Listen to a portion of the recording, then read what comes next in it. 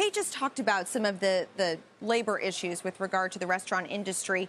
Let's first start with your staff as it pertains to vaccine mandates. Has that been a point of contention among your workforce at all, especially given all of the various challenges that restaurants are facing with regard to retaining workers right now?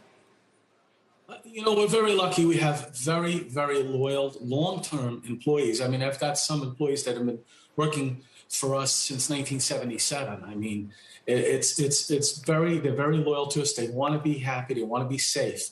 And let me stress, the most important thing to us is that everyone is safe. My family works there, so I want to make sure they're okay. We installed what's called active air solutions. It goes into our HVAC system, so whether the heat or the air conditioner is on, it's a system that's called bipolar ionization. It actually kills the virus. It's similar to what's used in hospitals. My air conditioning man told me about it at the beginning of the pandemic. It took us 8 months to get it, and we put it in right away.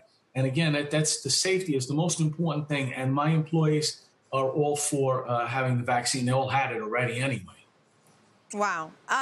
Just talking about the changes in the restaurant industry as a whole, Peter Huffman in the New York Times a few weeks ago writing about how the pandemic has brought in focus these labor issues, which he calls exploitative policies, arguing that diners will ultimately have to pay more for a better work environment for restaurant workers. Do you believe there needs to be a massive overhaul in the way the restaurant industry treats its employees, treats its workers?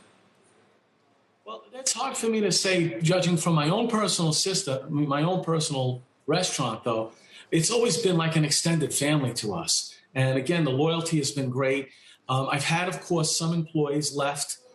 When we were mandated to close in New York City for indoor dining, it was very easy for our employees to go 20 minutes through the Lincoln Tunnel to New Jersey, 20 minutes north to Westchester, or 20 minutes to Long Island to get a job.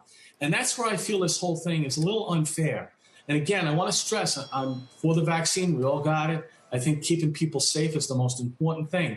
But why is it singling out New York City and not the surrounding places? I mean, I would feel a little more comfortable if everyone were on the same playing field. And I understand that New York City is looked to as the world leader and innovator and doing things first and the best.